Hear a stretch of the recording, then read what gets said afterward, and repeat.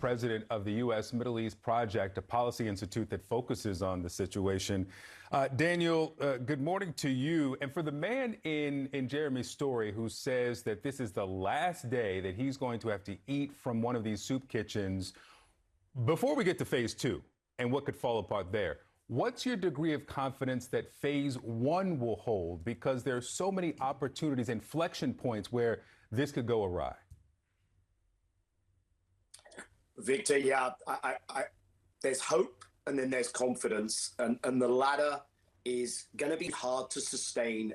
This is going to be fragile. What we have seen in these last hours, even since an agreement and an announcement, is the extent to which Prime Minister Netanyahu of Israel is facing precisely the dilemma, the hard choice that he has wanted to avoid, and he has successfully avoided. And it's all become very transparent now.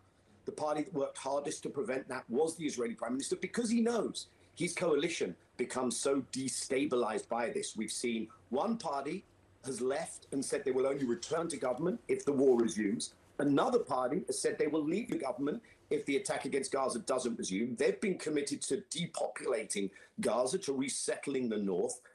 And inside the agreement, whether it's the details of the prisoner exchanges, the hostage releases, whether it's the details of the Israeli military's redeployment, of the ability for Palestinians to move within Gaza, or looking back on that kid in the soup kitchen, the ability for humanitarian assistance to get in, and that should never have been prevented in the first place, of course.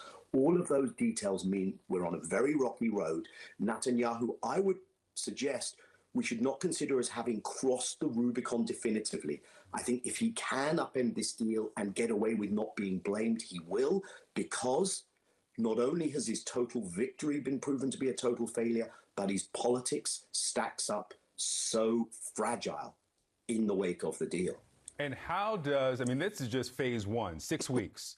How does he keep a coalition? How does he keep a government together if, as you mentioned, the national security minister leaving the government says he'll only come back once the attacks, the strikes resume? You've got the finance minister who is nearly there. How do you keep a coalition together to go into phase two? I think the short answer may be, Victor, that you don't. And if indeed they stick to their guns, so to speak, and will not allow a phase two to happen, then either Netanyahu is going to have to reshape his coalition, which he's super reluctant to do, because although he has a safety net from the opposition, their goal is not to keep him in power. So we have a moment of rare transparency here. They are finally acknowledging that they do not want a deal. Some of them may say the best way to get hostages out is if we return to fighting. We will see very palpably that that is not the case. And one of the big unpredictable factors, Victor, that although I think we can say with some certainty that Netanyahu has not wanted this moment and will work hard to make it unravel, what we don't know is what will be the impact inside Israel when they see hostages coming out alive. Now, not all will come out alive, we know that.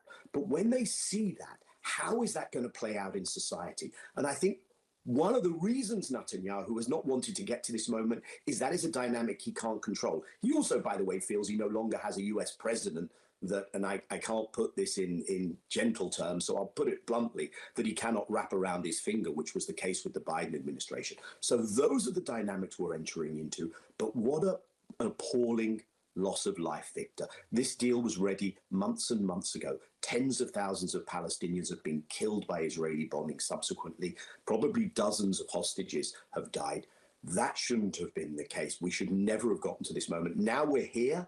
The amount of hard attention to detail that this will require cannot be underestimated.